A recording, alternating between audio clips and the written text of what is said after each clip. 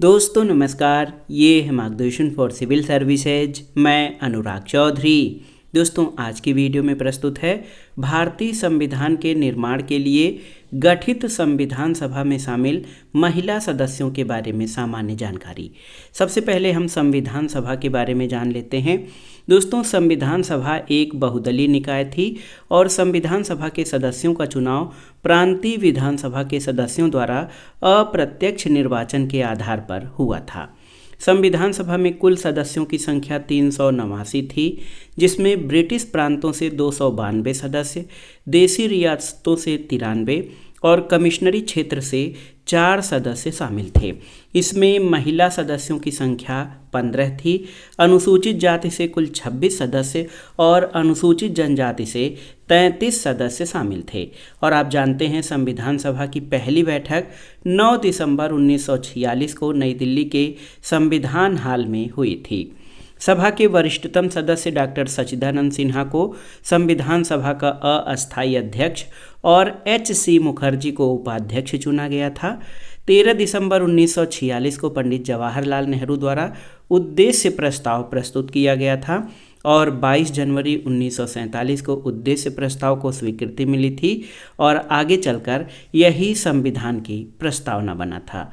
संविधान सभा के अस्थायी अध्यक्ष डॉक्टर राजेंद्र प्रसाद थे और संविधान के निर्माण में 2 वर्ष 11 माह और 18 दिन का समय लगा था।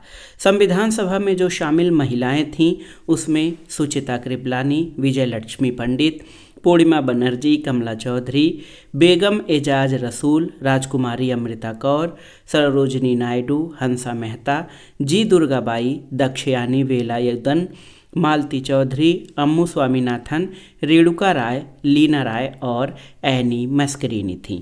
तो आइए संविधान की शिल्पकार जो महिला सदस्य थीं उनके बारे में जान लेते हैं।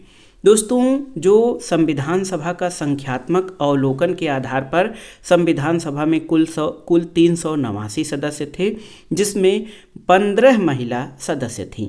आज़ाद भारत के लिए नया और सशक्त संविधान बनाने वाली संविधान सभा की समिति में कुल 389 लोग जुड़े थे और इनमें 15 असाधारण महिलाएं भी शामिल थीं, जिन्होंने देश के भविष्य को आकार दिया था।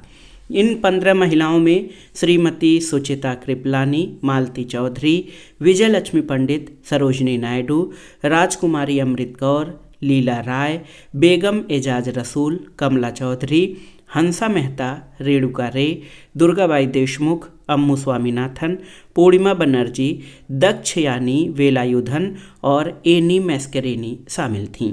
इन 15 महिलाओं में से 13 उच्च कुलीन वर्ग से थीं, जबकि 2 महिलाओं में एक मुस्लिम और एक दलित थीं। उत्तर प्रदेश का विशेष योगदान रहा है। इन 15 अग्रणी महिलाओं में कई का उत्तर प्रदेश से गहरा संबंध था, या तो जन्म से या अपने कर्म क्षेत्र से उन्होंने योगदान दिया था उत्तर प्रदेश के साथ देश के विकास में।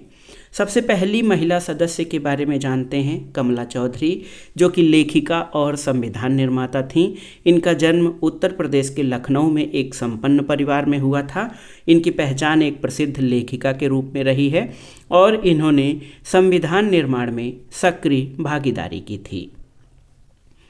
संविधान सभा की दूसरी महिला सदस्य उत्तर प्रदेश में जन्मी विजय लक्ष्मी पंडित थीं और ये जमीनी राजनीति से वैश्विक पटल तक इन्होंने अपनी उपस्थिति दर्ज कराई थी। विजय लक्ष्मी पंडित का जन्म 18 अगस्त 1900 को इलाहाबाद यानी प्रयागराज में हुआ था और ये देश के पहले प्रधानमंत्री पंडित जवाहरलाल नेहरू की बहन थीं। इनका राजनीतिक सफ़र ये नगर निगम चुनाव से शुरू हुआ था और संविधान निर्माण कमेटी की ये सक्रिय सदस्य थीं।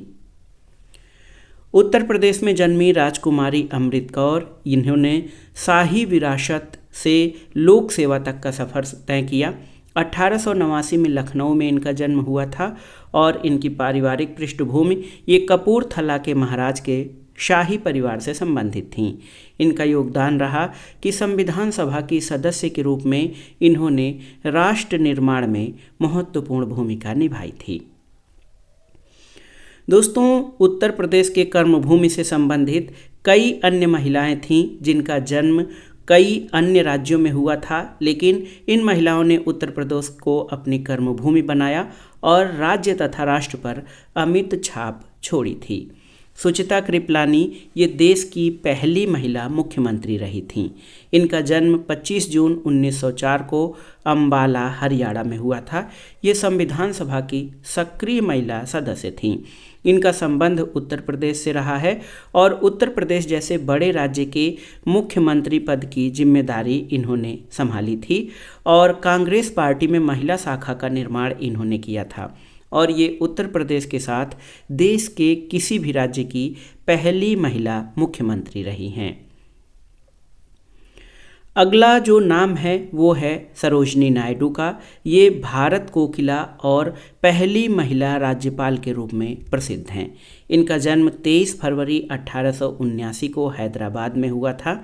ये उत्तर प्रदेश के राज्यपाल की जिम्मेदारी संभालने वाली पहली महिला थीं और साथ ही साथ ये देश की पहली महिला राज्यपाल थीं। इनकी राष्ट्रीय भूमिका बहुत ही महत्वपूर्ण है और भारत के स्वतंत्रता संग्राम में इन्होंने अग्रणी भूमिका निभाई और भारतीय राष्ट्रीय कांग्रेस की अध्यक्ष भी रही थीं। तो सरोजिनी नायडू संविधान निर्माण के सक्रिय सदस्यों में से महत्वपूर्ण महिला सदस्य थीं। बेगम एजाज रसूल, जो कि संविधान सभा की एकमात्र मुस्लिम महिला सदस्य थीं। इनका जन्म 2 अप्रैल 1909 को हुआ था और संविधान सभा के सदस्यों में एकमात्र महिला सदस्य थीं जो कि मुस्लिम समुदाय से थीं। राजनीतिक यात्रा ये मुस्लिम लीग की सदस्य भी थीं, लेकिन लीग भंग होने पर कांग्रेस में शामिल हो गईं और उत्तर प्रदेश विधानसभा और राज्यसभा की सदस्य रही हैं और संविधान सभा की महत्वपूर्ण महिला सदस्य रहीं। पूर्णिमा बनर्जी, इनका भी कर्मभूमि उत्तर प्रदेश था और ये संविधान सभा की महत्वपूर्ण महिला सदस्य रहीं। इन्होंने समाजवादी विचारधारा से प्रेरित होकर सत्याग्रह और भारत छोड़ो आंदोलन में महत्वपूर्ण भूमिका निभाई थी।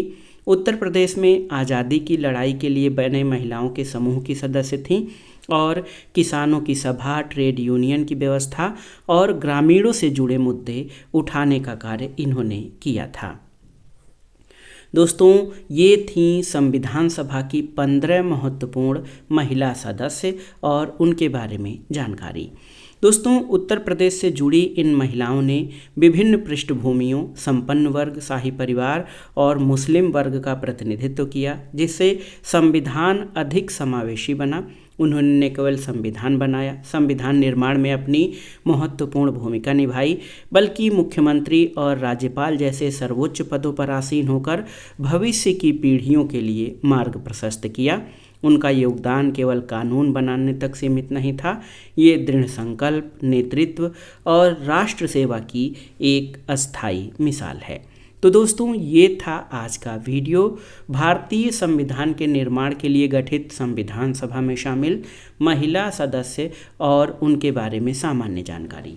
ये वीडियो आपको कैसा लगा हमें कमेंट बॉक्स में ज़रूर बताइएगा। वीडियो को लाइक करें, शेयर करें और इस चैनल मार्गदर्शन फॉर सिविल सर्विसेज को सब्सक्राइब करें। वीडियो देखने के लिए धन्यवाद। नमस्कार।